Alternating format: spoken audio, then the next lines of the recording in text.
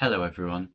So today this isn't going to be a tutorial video, but more of a video explaining about our historic product lineup, our current product lineup, and how those fit together and what they're for, their intended purpose, things like that. So a question I get asked very frequently is, what is the difference between CLIQS, CLIQS 1D Pro, and Phoretix 1D? Now, CLIQS was our old 1D analysis product, but was actually a suite of products, as you can see here. 1D gel and Western blot analysis and other immunoblot analysis toolbox, which is a freeform toolbox, kind of sandbox for image quantification. Array analysis, which is for things like ELISpot, microRNA assays, dot plots, things like that. Anything basically, any image that you'd want to quantify that is laid out in a plate format or similar square format. And colony counting for bacteria, colony counting and cell counting and things like that. So they're all kind of automated image analysis suites within the one product called CLIQS, which stood for Core Laboratory Image Quantification System. Now, CLIQS was incredibly popular. We sold it for a long time, probably about 10 to 12 years. It was packaged with, distributors, pieces of equipment. It went far and wide. A lot of people are used to CLIQS. A lot of people have used it or are still using it to this day. So when we reinvented our 1D analysis software and when we split off these modules, it became a little bit confusing for them. So CLIQS is our old software. It was tested up to Windows 10, but has not been tested in Windows 11 and won't be moving forward because we've replaced all of these modules with standalone modules. Now, the reason we did that is to be able to improve them all separately. Now, we knew some people were using the array function and the colony counting function, but we always assumed, because we didn't get any feedback, that the majority of people were using the 1D gel analysis function of this software. And it meant that all of the feedback for improvement we were getting was just focused on the 1D side. So we wanted to be able to develop each of these products independently, separately, and for them to all find their own niche. So we separated them off into Phoretix 1D, Phoretix Toolbox, Phoretix Array, and Phoretix Colony Counter. And those are all now separate pieces of software that we are brand new, that we're supporting for the next 10 to 15 years on our website. You can go and find more information on them there. And one of the many reasons that we wanted to kind of redevelop this software is be able to add new features, be able to make it cross-platform. So CLIQS was only ever Windows compatible, whereas Phoretix, all of the Phoretix modules are compatible with the latest version of Apple Silicon, M1, M2, M3, M4, and whatever M variants may come in the future. The latest macOS operating systems is Linux compatible. It works on Snapdragon CPUs, the latest kind of architecture for CPUs. It's much more flexible in terms of its compatibility. It's quicker to use. It's got a lot of UI improvements, but it's got a lot of the core kind of algorithms like the lane detection and the band detection that people loved from CLIQS just ported over. So the performance and the results that you're going to get from the Phoretix 1D, for example, is almost exactly that you would get from CLIQS. So you can run some experiments side by side and you can see how comparable the numbers are before, if you want to switch over. But as I said, CLIQS is kind of its end of life. It's no longer supported. If any bugs are found in the software, we're not going to go back into the code and correct them. So it is kind of on your own head if you want to continue running this software or using this software. It may be fine for your usage. It may carry on being fine forever. Those who have bought licenses are not going to be invalidated or anything like that. It's just with every year that goes past, the risk that the software becomes inoperable becomes greater because it's not getting support, it's not being updated to the latest version of .NET, it's not getting the latest security updates as the Phoretix software is. But that's CLIQS. Now, the vast majority of people will be used to this view of CLIQS, which is obviously the 1D gel and Western blot analysis tool. You kind of, I'm not, if you're watching this video, you probably already have CLIQS or at least have tried CLIQS or are looking at Phoretix or are a little bit confused when someone's given you an older version of the software and you're kind of wondering who made the software, where's it come from, is it the latest version, things like that. It's not the latest version. Phoretix 1D is the latest version. This is kind of end of life, discontinued from our point of view. But it will still work, so your licenses will still continue to work. Now, CLIQS 1D, however, does have some features that haven't made it into Phoretix 1D yet. And this is because CLIQS 1D ended up with a lot of user feedback in it, which led to functionality within the software. We intentionally didn't want to port everything over because we weren't sure if people were still using that functionality. Now, if a user comes to us and says, oh, I'm still doing things like Gaussians, please get in contact. We'll be happy to add the functionality back in, but we're going to do it on a needs basis because I've gone through some of the reasons we recreated the 1D software, but another one is the code within CLIQS it reached the point where a lot of the underlying code from other people, the open source stuff, wasn't supported anymore. We weren't able to build on it. We weren't able to, add new features very easily or at all. So we needed to start with a fresh code base, which was Phoretix 1D, to allow it to have the flexibility to continue adding things into the future, rather than paint ourselves into a corner with this old code. So we didn't bring in things like Gaussians, which are really an advanced feature for separating peaks that overlap. I don't think I'm going to make a video on that because it's niche. RF calibration we have within Phoretix 1D, but it's only based on lane length. We don't have the ability to kind of manually override that. That's been okay so far. No one's kind of come back to us and said, no, I need the ability to really fine tune and manually override my RF allocation. We don't have single gel lane matching. Again, that's because it's kind of more of a niche feature, and this is where people are building dendrograms of similarity within a gel, and that's important when I come to explain CLIQS 1D Pro. CLIQS only ever considers an experiment as one image. It can't do and is not aware of multiple images, multiple gels, lanes that are outside of the view of the current image that it's analyzing. That's important to remember because that's where CLIQS 1D Pro comes in.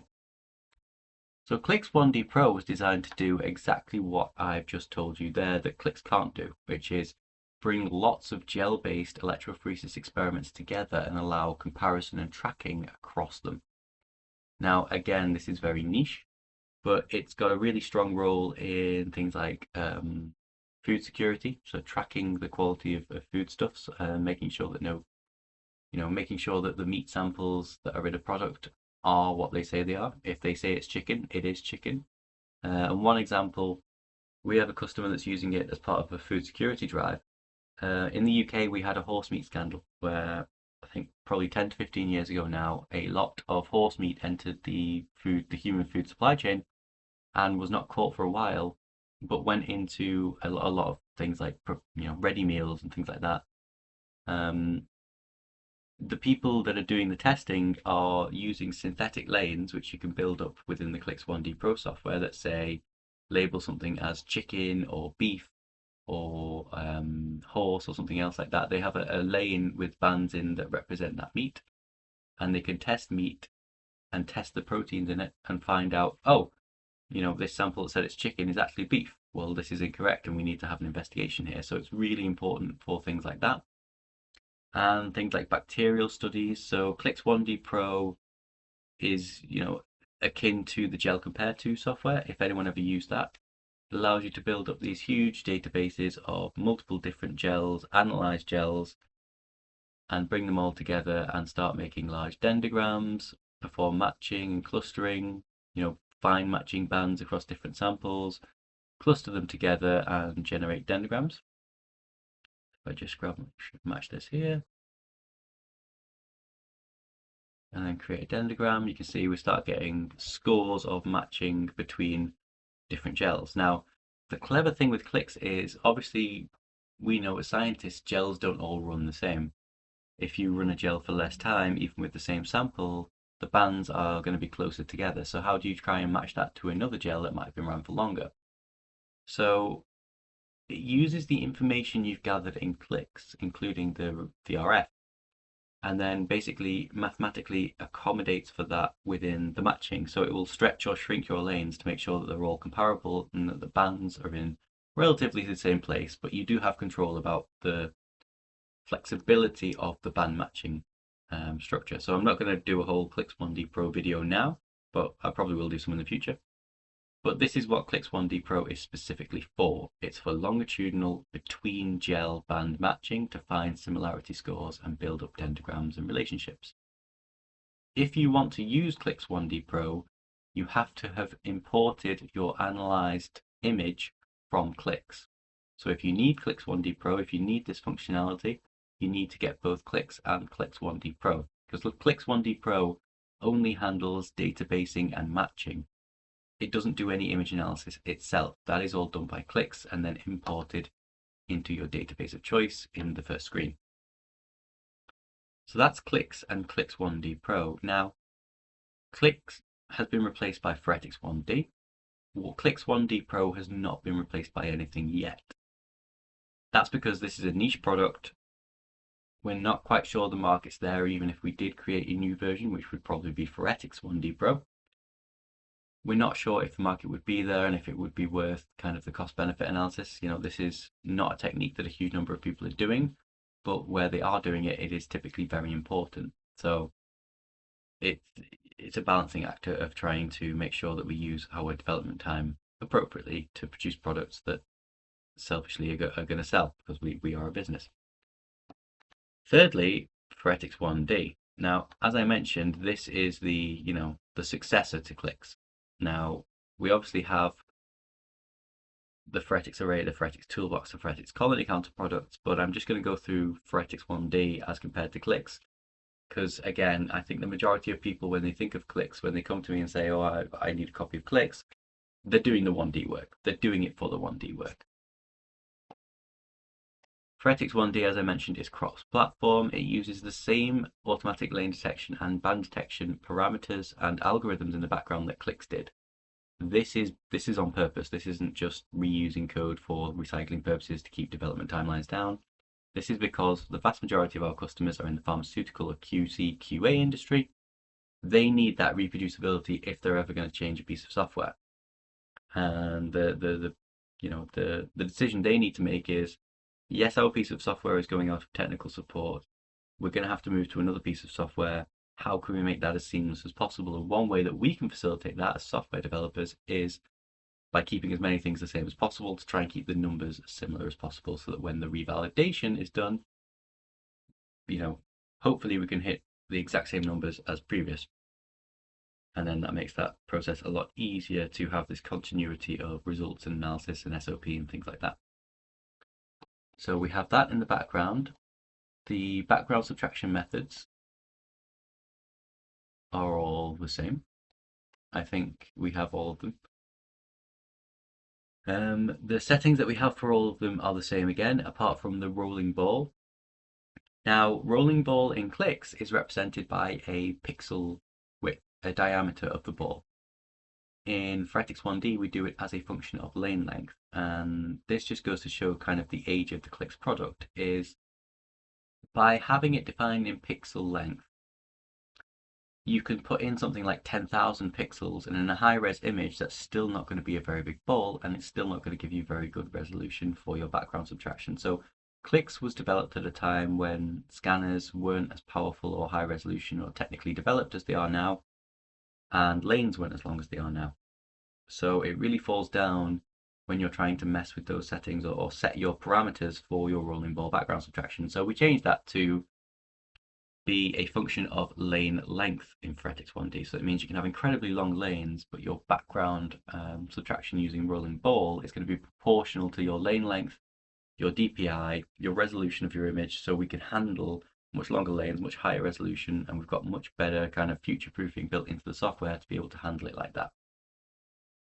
You can ask us, and we will, if you're using CLIQS and you want to move to Phoretix 1D, you can ask us and we'll convert your, if you've got an SOP for a specific rolling ball pixel width, or diameter, sorry, say 400, we can convert that for you, or you can actually do the math yourself. So you would just take your 400, your rolling ball diameter, and divide it by your lane length in pixels for CLIQS to be able to get your percentage radius lane percentage in Phoretix 1D.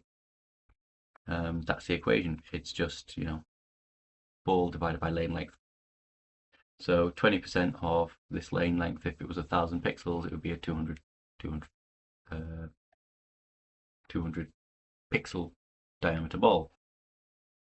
Molecular weight markers, in terms of the bands, we've got all the same sensitivity settings for the bands from CLIQS, so you can copy them one to one. The band detection mechanism, the algorithm in the background, remains the same from CLIQS for the exact same reasons as the lane detection remains the same from CLIQS. The molecular weight markers, we've updated those to match newer modern standards. Some of the ones we have in CLIQS are outdated, no one uses them anymore, the company that produces them has been bought up or gone out of business.